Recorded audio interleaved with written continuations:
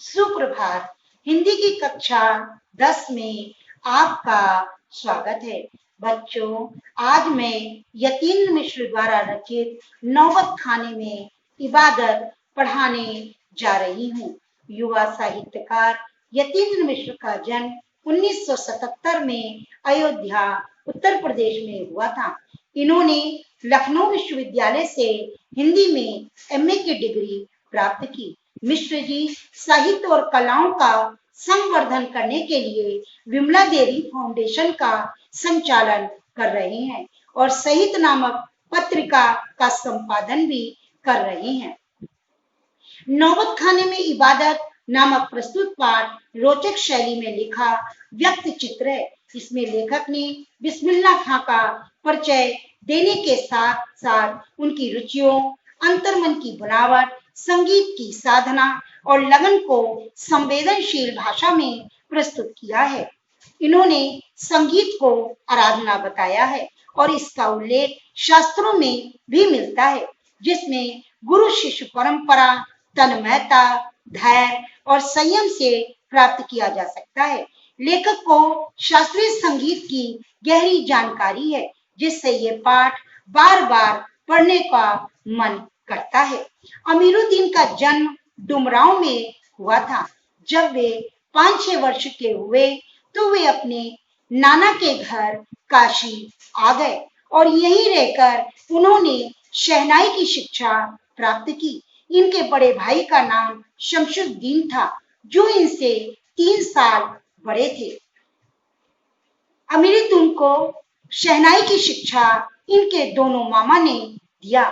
इनके दोनों मामा रियासतों में जा करके शहनाई बजाते थे,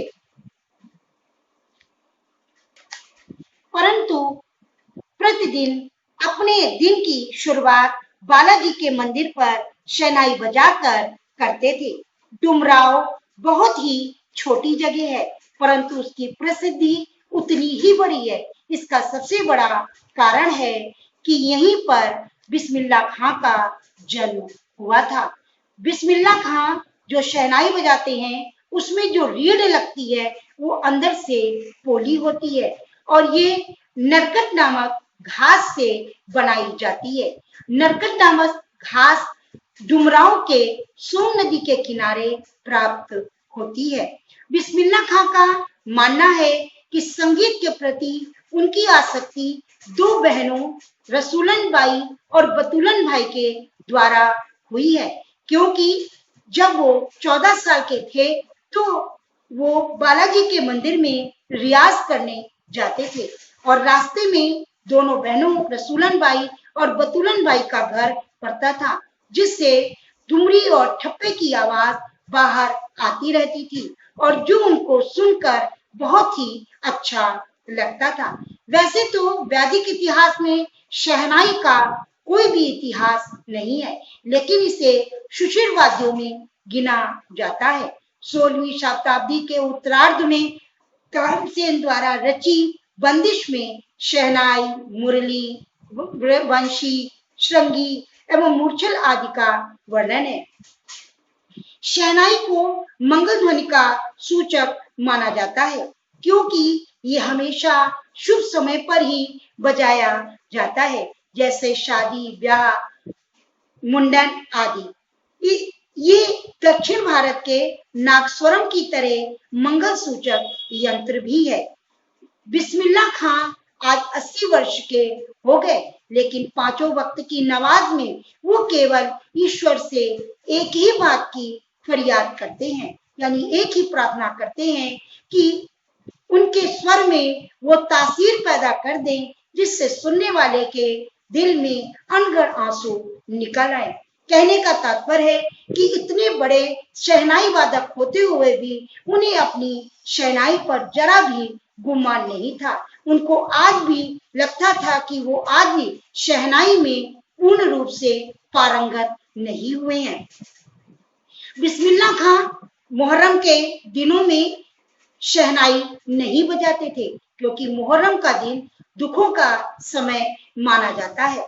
इसलिए वे 10 दिन तक नंगे पैर दाल मंडी से लेकर स्वातमान तक जो 8 किलोमीटर दूर है, नंगे पैर रोते हुए नोहा बजाते थे। बिस्मिल्लाह खां को मिली जुली संस्कृत का नायक माना जाता है। कहा जाता है कि गंगा जमुनी संस्कृत का प्रतीक भी इन्हें कहा गया है। बिस्मिल्लाह खां को अपने किशोरावस्था की यादें आज भी उनके दिल में बैठी हुई हैं। कुलसिम हलवाई की वो गर्मा गर्म कचौड़ी तथा सुलोचना और गीता वाली की पिक्चरें आज भी उनके दिल में समाई हुई हैं। बिस्मिल्लाह खां को काशी के प्रति अपार श्रद्धा है। काशी में हनुमान जयंती में 5 दिन का आयोजन मनाया जाता है और उन 5 दिनों में वो बराबर शामिल रहते हैं। जब वे काशी से बाहर जाते थे तब वे विश्वनाथ और बालाजी के मंदिर की ओर मुंह करके शहनाई बजाते थे। उनका कहना था कि वो काशी छोड़कर कहाँ जाएं, क्योंकि यहीं पर गंगा मैया हैं, बाबा विश्वनाथ हैं और बालाजी का मंदिर है। वो ये भी बताते हैं कि हमारे खानदान के लोग सभी लोग यहीं पर समर्पित हो गए, इसलिए मरते दम तक ना तो शहनाई छूटेगी और ना काशी।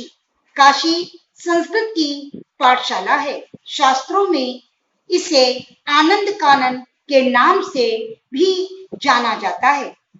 जब कोई बिस्मिल्लाह खां का नाम लेता है तो इसका अर्थ है शहनाई। एक बार की बात है कि इनकी शिष्या ने बिस्मिल्लाह खां से कहा कि आप जो है हटी लुंगी क्यों पहनते हैं, क्योंकि आपको तो भारत रत्न पुरस्कार से पुरस्कृत किया गया है। तब बिस्मिल्लाह खां हंसते हुए अपनी शिष्या से कहते हैं, धत पगली, मुझे भारत रत्न पुरस्कार शहनाई बजाने पर मिला है, लुंगिया पर नहीं। लुंगी का क्या है, आज फटी है तो कल सिल जाएगी, लेकिन यदि सुर फट गए तो इसका अस्तित्व ही समाप्त हो जाएगा। बिस्मिल्लाह खां को केवल एक ही बात की चिंता है कि आज काशी में वो बात नहीं है जो पहले थी, जैसे शिशु परंपरा जो आज कहीं भी दिखाई नहीं देती है। लोग घंटों बैठकर रियाज करते थे, लेकिन आज लोग तुरंत किसी चीज को गाने के लिए तत्पर हो जाते हैं। वो पहले खान पान की चीजें जैसे कचौड़ी, मलाई, जलेबी, वो स्वाद नहीं है जो उस समय उनके दिलों में जो स्वाद बैठा था। आज वो स्वाद किसी भी चीजों में दिखाई नहीं देता है। संगीत के नायक बिस्मिल्लाह खां को भारत रत्न के अलावा अनेक पुरस्कारों से भी पुरस्कृत किया गया और वो अपने अंदर अंतिम क्षणों तक शहनाई बजाने की जिजीविषा को बनाए रखा। धन्यवाद।